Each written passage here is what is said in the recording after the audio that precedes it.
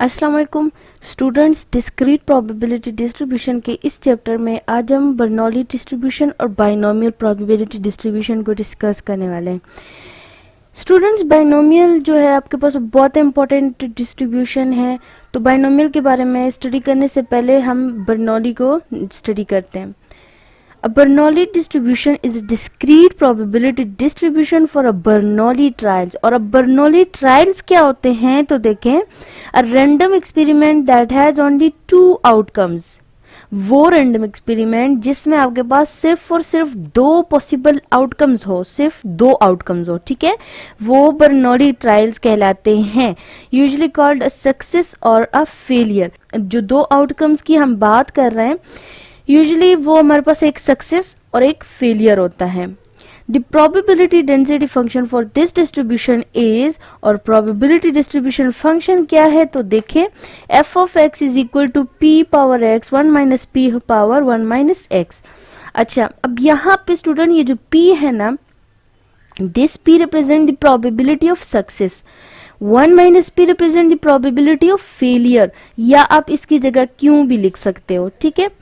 और जो x है हमारे पास, x हमारे पास एक रैंडम वेरिएबल है, डिस्क्रीट रैंडम वेरिएबल है, ठीक है, क्योंकि x जो ले रहा है वो है 0 1 वैल्यूज कंसिडर कर रहा है।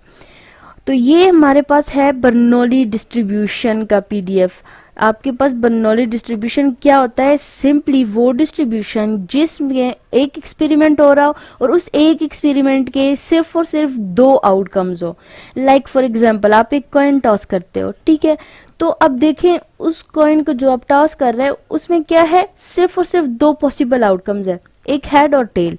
तो ये ट्रायल जो है ये बर्नौली ट्रायल है और ये हमारे पास बर्नौली डिस्ट्रीब्यूशन बन रहा है यहाँ पे, ठीक है।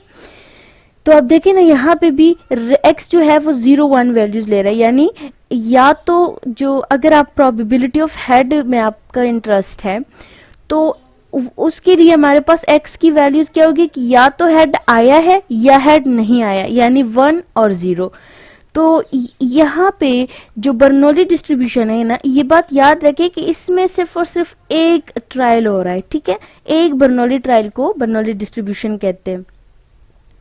अब स्टूडेंट हमारे पास नेक्स्ट है बाइनोमियल प्रोबेबिलिटी डिस्ट्रीब्यूशन। तो बाइनोमियल प्रोबेबिलिटी डिस्ट्रीब्यूशन क्या होती है कि experiment having n Bernoulli trials is called binomial experiment. वो एक्सपेरिमेंट जिसमें आपके पास बर्नौली ट्रायल जो है वो n टाइम्स रिपीट हो जाए वो बाइनोमियल एक्सपेरिमेंट कहलाते हैं। यानी अभी जो हमने एग्जांपल ली कि एक कॉइन को आपने टॉस किया तो ये जो है ये आपके पास एक बर्नौली ट्रायल है, ठीक है, लेकिन अगर आप उस कॉइन को 20 टाइम्स तक रिपीट करें, यानी आप बर्नौली ट्रायल्स को रिपीट कर रहे हैं अप टू 20 टाइम्स, तो ये अब यहाँ पे आपके पास बाइनोमियल प्रोबेबिलिटी डिस्ट्रीब्यूशन में कन्वर्ट हो गया। यानी बर्नौली जो है, बर्नौली की रिपीटिशन बाइनोमियल कहलाती है, ठीक है ना। बर्नौली को आप बार बार किसी एक स्पेसिफिक नंबर तक रिपीट करें तो वो बाइनोमियल प्रोबेबिलिटी डिस्ट्रीब्यूशन कहलाता है। और बाइनोमियल का हमारे पास जो पीडीएफ है पीएमएस वो देखें, f of x is equals to ncx p power x 1 minus p whole power n minus x। अब यहाँ पे हम एक n नंबर तक रिपीट कर रहे हैं तो आपके पास जो बर्नौली था वो चेंज हो जाएगा, उसकी जो शेप है वो थोड़ी सी चेंज होके, अब देखें ncx p power x 1 minus p whole power n minus x, यहाँ पे था 1 माइनस x। अब चूंकि वहां पे एक एक्सपेरिमेंट हो रहा था इसलिए, बट यहाँ पे n minus n time experiment हो रहे हैं, ट्रायल्स हो रहे हैं, n माइनस x हो जाएगा और x की वैल्यूज आपके पास क्या होंगी, 0 1 2 3 अप टू n, ठीक है ना। जितने टाइम रिपीट हो रहे हैं ट्रायल्स उतने टाइम x जो है वो उन तमाम वैल्यूज को कंसिडर कर रहा है।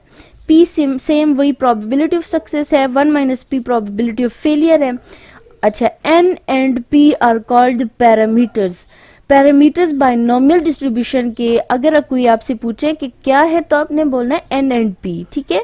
ये देखिए n जो टोटल नंबर है वो और प्रोबेबिलिटी ऑफ सक्सेस p, तो ये हमारे पास बाइनोमियल डिस्ट्रीब्यूशन के पैरामीटर्स हैं। ये पैरामीटर्स का जो है तो एमसीक्यूज लिहाज से ये बहुत इंपॉर्टेंट है। एमसीक्यूज में आते हैं कि या तो ऐसे भी आ सकता है कि N and P are the parameter of dash, तो वहां पे आपको बाइनोमियल लिखना होगा, या सेम अगर सिमिलरली आपके पास ऐसे भी आ सकता है कि बाइनोमियल के पैरामीटर्स कौन कौन से हैं, तो उस लिहाज से ये इंपॉर्टेंट है। ठीक है, अच्छा स्टूडेंट, यहाँ पे एक एग्जांपल है हमारे पास, if a fair coin is tossed 5 times, find the probability of obtaining various numbers of heads।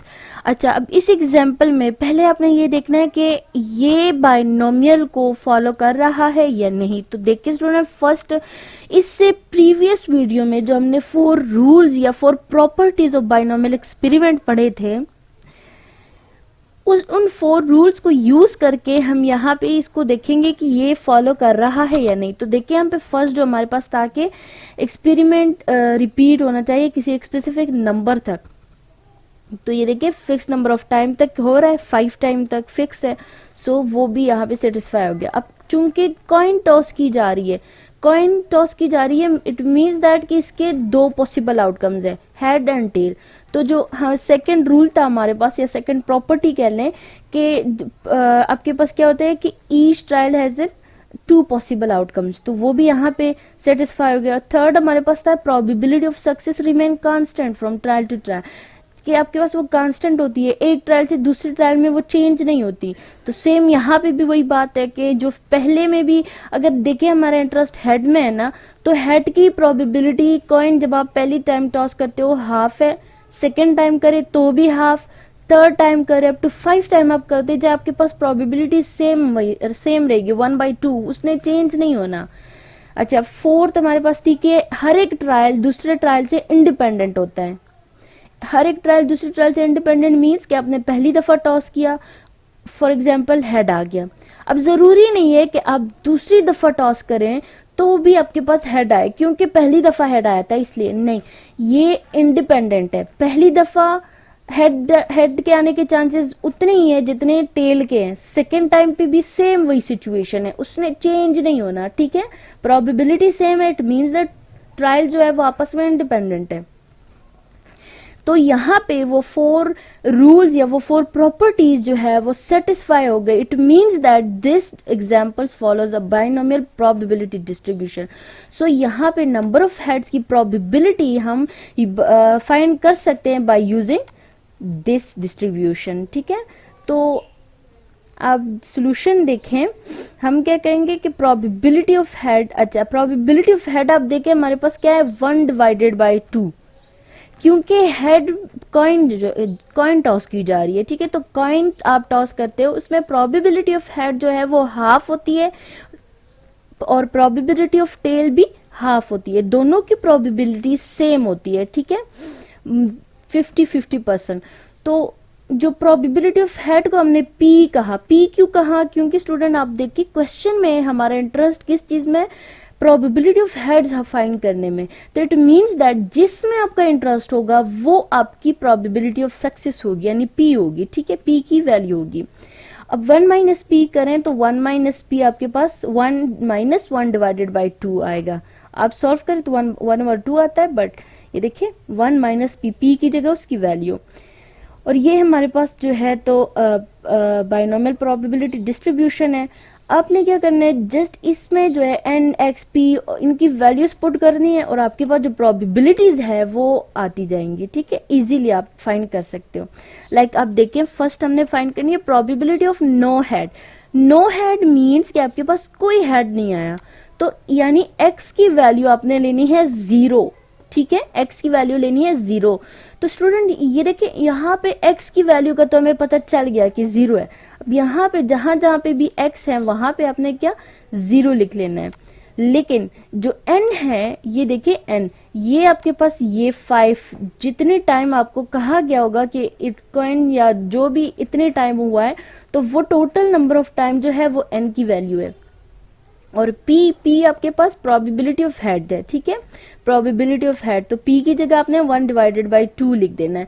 ये देखिए x की जगह 0, n की जगह 5 और 5 minus 0 means n minus x हो गया, ठीक है। तो यहाँ पे हमने जस्ट वो वैल्यूज पुट किए हैं और इनको आप सॉल्व करें, आपके पास रिजल्ट आएगा 1 divided by 32। Similarly probability of 1 head करें, यानी x की वैल्यू 1 ले लें, तो अब बाकी जो है आपके पास सेम रहेगा कि n भी 5 है, p 1/2 है, जस्ट आपने x की जगह 1 पुट कर देना है, ठीक है। और उनको सॉल्व करें तो 5 डिवाइडेड बाय 32 आता है। Similarly probability of head, 2 heads के लिए आपने x की वैल्यू क्या लेनी है, 2 लेनी है, ठीक है। सेम यहाँ पे x की जगह 2 पुट कर दें और बाकी n और p वही रहेगा, तो आपके पास रिजल्ट आता है 10/32। Probability of 3 head means x equals to 3, तो उसके लिए करें 10/32 आता है। प्रोबेबिलिटी ऑफ 4 हेड्स के लिए करें 5/32 आता है। प्रोबेबिलिटी ऑफ 5 हेड्स के लिए करें 1/32 आता है। कैलकुलेशन जो है, आई होप आप लोगों को कैलकुलेशन में कोई प्रॉब्लम नहीं होगी। तो यहाँ पर डायरेक्ट मैंने रिजल्ट्स यूज किए हैं, ठीक है। The binomial probability distribution for the number of heads obtain 5 tosses of a fair coin is. अच्छा, अब आपके पास डिस्ट्रीब्यूशन कैसे बनेगी, तो देखिए स्टूडेंट्स, क्या कि x की वैल्यूज लिख लें और उनकी कॉरेस्पॉन्डिंग प्रोबेबिलिटीज। ये देखिए x की फर्स्ट वैल्यू क्या है, 0 और उसकी corresponding probability 1 divided by 32। Similarly 1 और 1 की कॉरेस्पॉन्डिंग प्रोबेबिलिटी 5/32, 2 और 2 के सामने 10/32, 3 और 3 के सामने उसकी प्रोबेबिलिटी। तो ये आपके पास प्रोबेबिलिटी डिस्ट्रीब्यूशन कहलाती है। क्यों? क्योंकि हमारे पास क्या है, x रैंडम वेरिएबल, उसकी वैल्यूज और उनकी कॉरेस्पॉन्डिंग प्रोबेबिलिटीज यहाँ पे लिखी गई होगी हैं। आई होप आप लोगों को समझ आ गई होगी। अगर आपको कहीं पे भी प्रॉब्लम है तो आप कमेंट्स में पूछ सकते हैं, and then I will reply to that. Thank you so much for watching.